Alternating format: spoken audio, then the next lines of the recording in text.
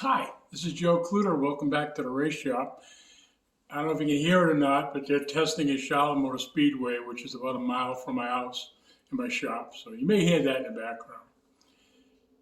So a couple of videos ago, we talked a little bit about my 1X Pro stock that I ran with Bob Pringle up in New Hampshire.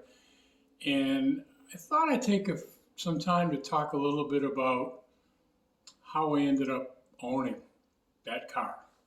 And again, this is the Pro stock, the 1X Pro stock, which is a Lindblad chassis that I owned.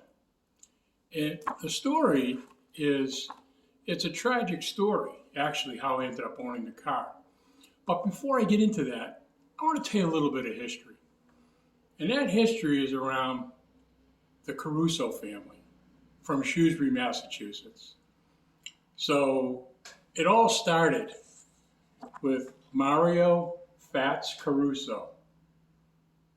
Anywhere that number 69 showed up, that Worcester Sand and Gravel sponsored number 69, he was a force to be reckoned with. And Fats Caruso started racing in the late 40s and raced all the way up until the 80s. He's in the Near Hall of Fame. He was named to the top 50 modified drivers at Stafford Speedway. And I remember as a kid watching him race at Thompson and watching him race at Westboro, and he was the patriarch of the family. But his sons didn't fall far behind. So first is Mike Caruso. Mike was a crew chief, team manager. He was the one running the show.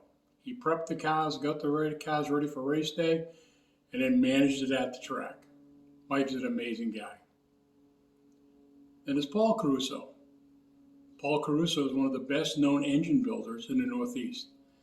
If you had a Paul Caruso motor sitting in your race car, you knew you were going to the front. And then there was David. I believe David was the youngest. And this is a hero card of David.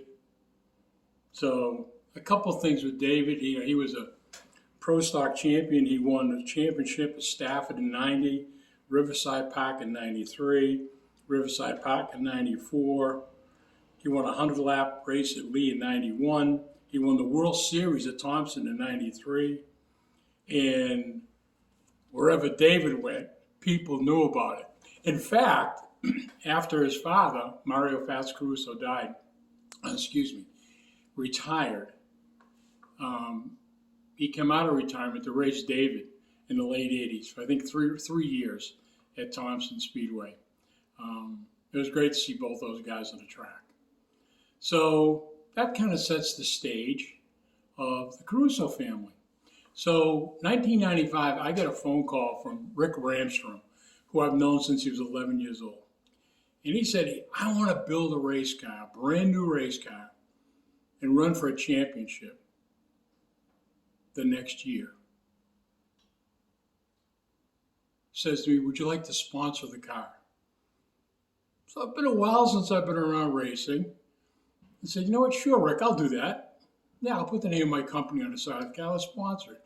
He goes, "I got this young driver. He's 29 years old. His name's David Caruso. He's never raced in a brand new race car. He's won all these races. He's won all these championships. He's never had a brand new race car. I want to build him the best."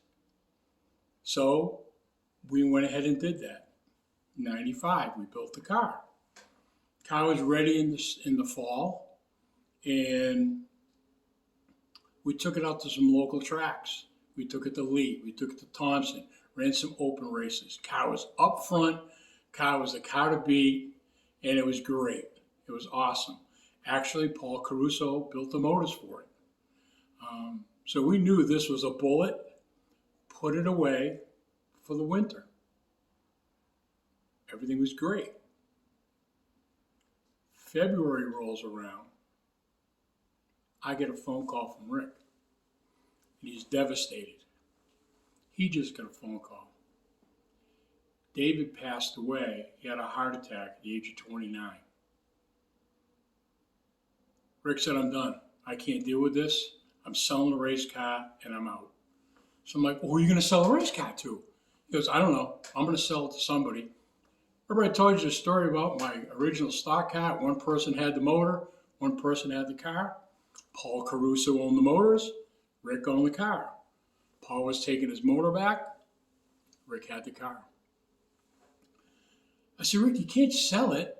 Someone will just rewrap it. David will be forgotten. We've got to do something for David. He goes, I'm out. I said, okay, fine, I'll buy the car.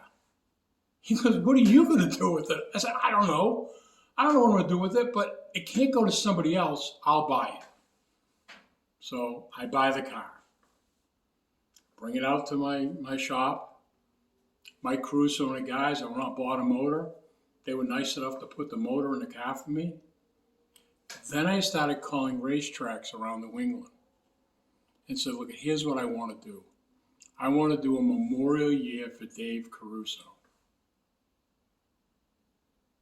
I don't care if it's putting the car on display. I don't care if it's doing some laps at the track. I don't care if maybe let me paste the pro stock features. But I want to get the car out there for 1 year in David's name. And every track I called was all over it. So I spent that summer traveling from the smallest tracks like the park at Riverside to New Hampshire International Speedway.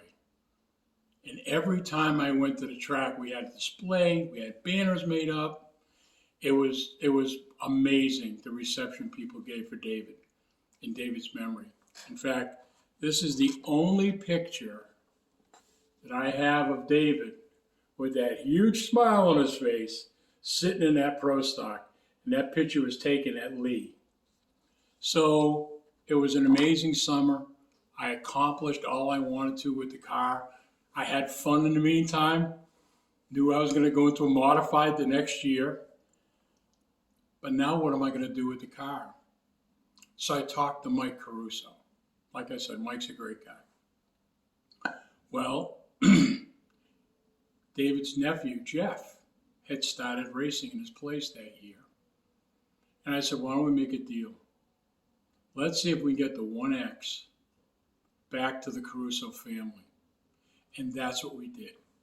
I sold the 1X back to Mike Caruso so that David's nephew, Jeff Caruso, could carry on the legacy and race it that year, that following year. So it was a tragic event that led me to owning the car, but I think in the end, we did the right thing. At the end of the day, we did the right thing by honoring David and getting the car back to the Caruso family. So that's the story of my 1X Pro Stock.